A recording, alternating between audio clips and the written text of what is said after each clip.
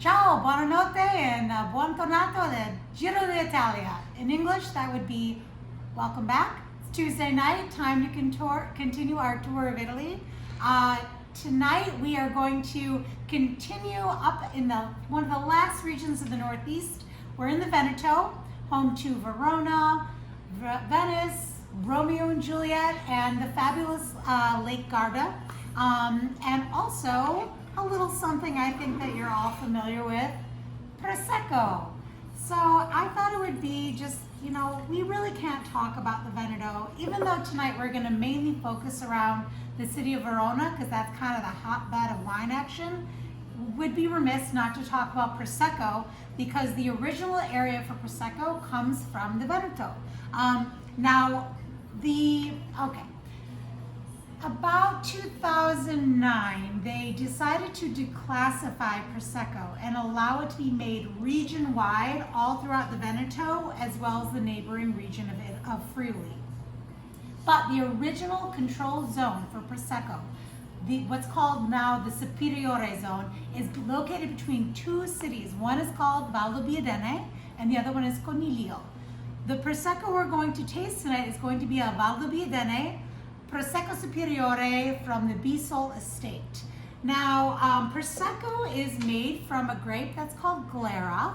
This one happens to have a touch of some Chardonnay and Pinot Bianco dropped in, but generally speaking, you're looking at minimum 85-90% Glera, and then the balance is going to be, if any at that point, you can throw something else, but usually 100%.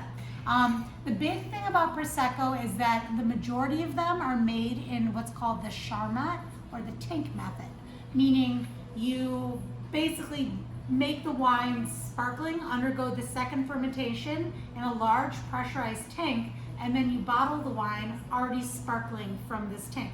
This really, really drives the cost down, and hence it's why Prosecco tends to be such a great value, and why it's such a good option, especially if you're going to be using it to make an Aperol spritz, or if you're going to make mimosas. There's really no need to use a product like champagne, which has so much hand work involved in each bottle. You're better off to do a Prosecco. It's still delicious, it's still bright, it's still fresh, and the bubbles kind of came the same way, just not individually in the bottle.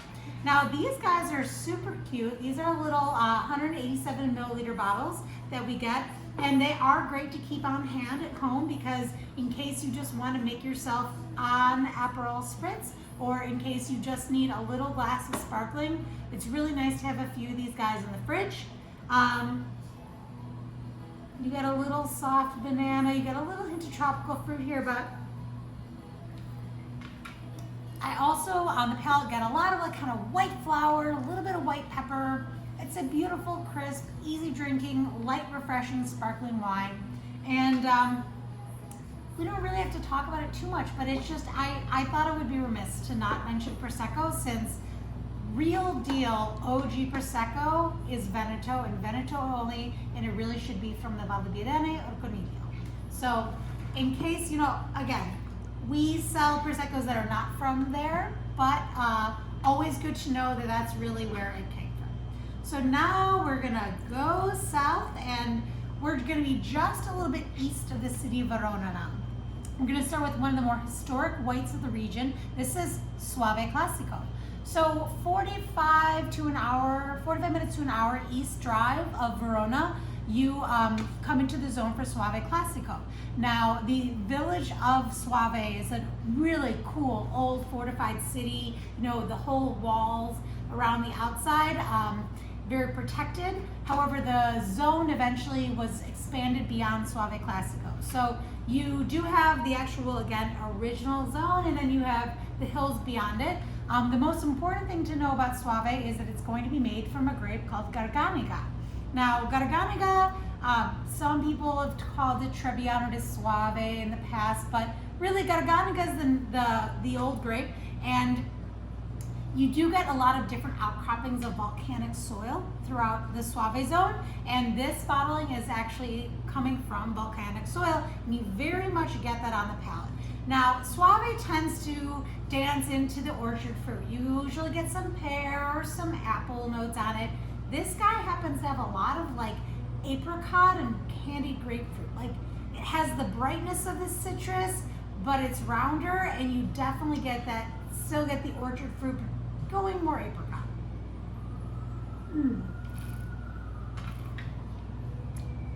It's got this very kind of fat, succulent kind of note about it, although there's no oak on this wine. They did 6 months in stainless steel. However, they let it sit on the fine lees during that time, meaning it picks up a little bit more creaminess and texture from those leftover lee cells that are from the that are spent during fermentation.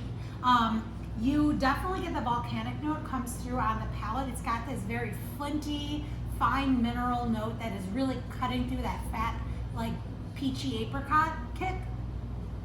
I mean, this would be delicious with pork. If I was gonna be grilling some pork chops or doing a pork roast or a pork loin, this would be absolutely fabulous. If you were doing pork tacos with a little bit of pineapple on top, again, really great. And the volcanic note would actually like pop if you do any little spicy salsa on there.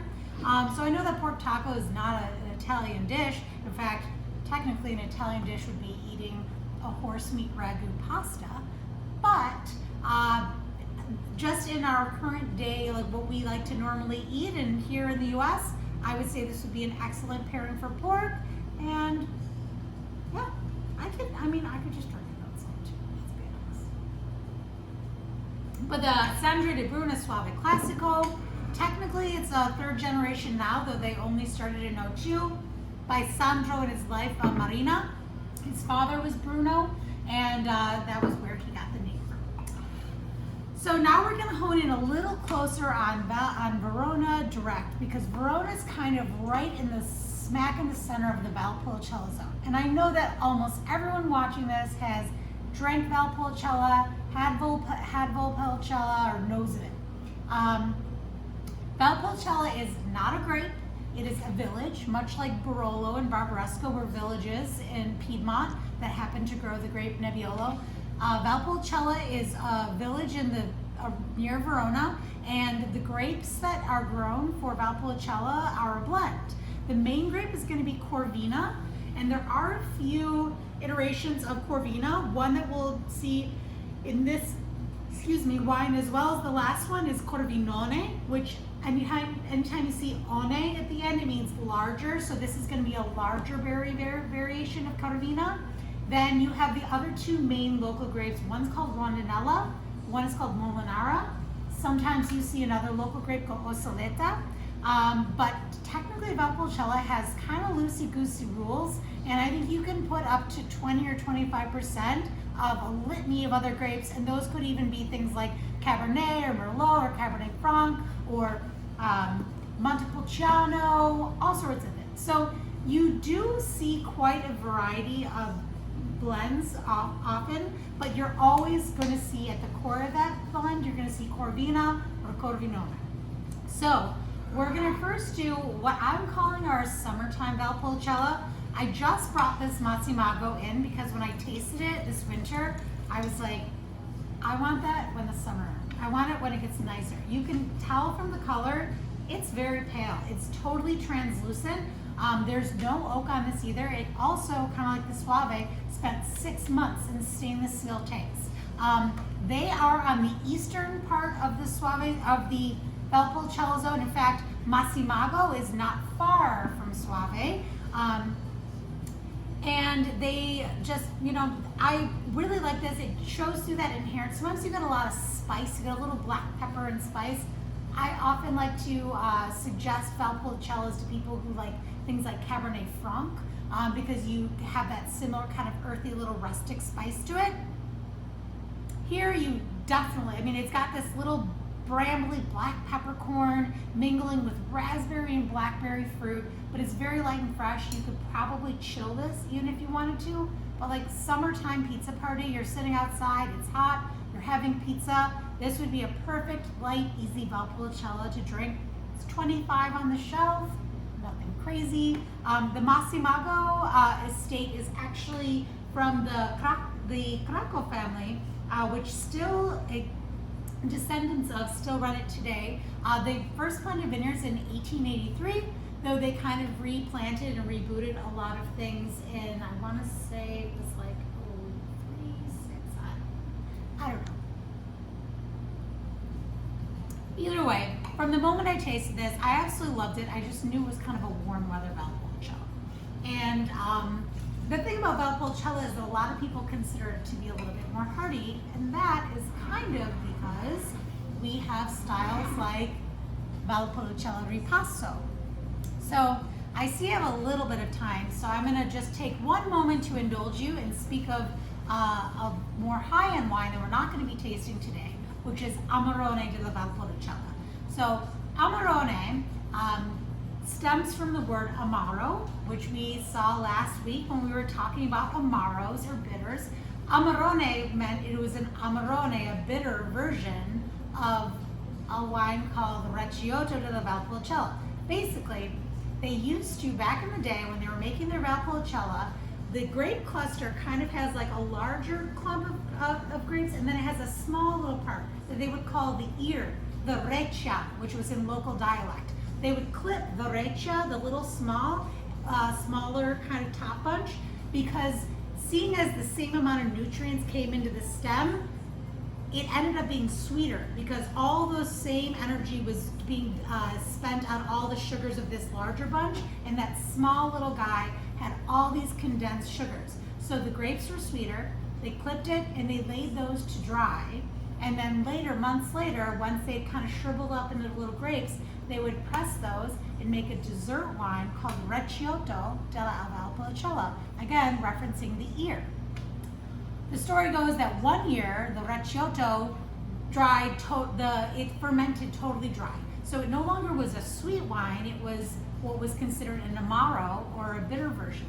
The original name was Amarone della Recioto della Valpolicella, but it's just way too long. So they dropped the Recioto out of there. So then it just became Amarone della Valpolicella, which was a wine made from dried grapes.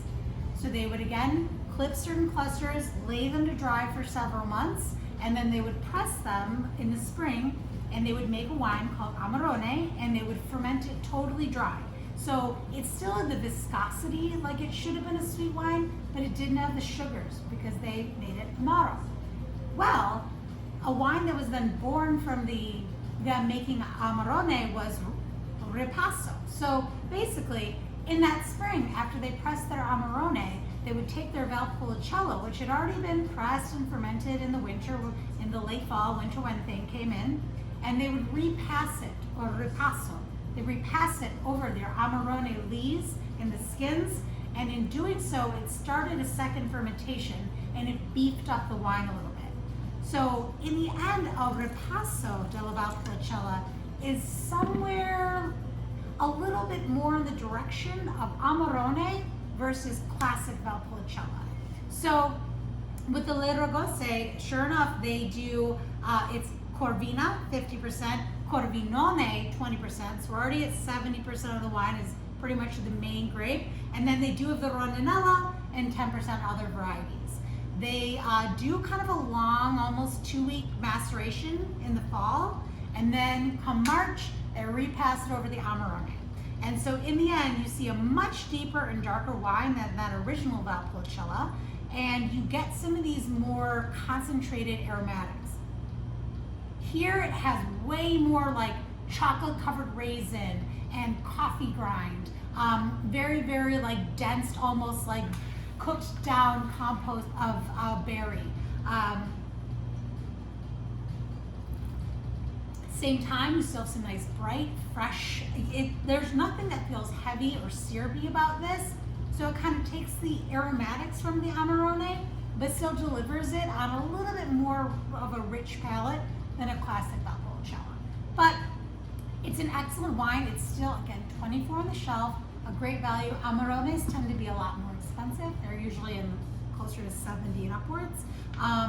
But especially in the winter, or if you just happen to be like grilling some meat, we're saying barbecue, a ripasso de Valpolicella is excellent, and it's gonna kind of deliver more of what you would expect out of like a cab or a Syrah. Anyways, we're gonna keep moving to Friuli next week, so chin chin.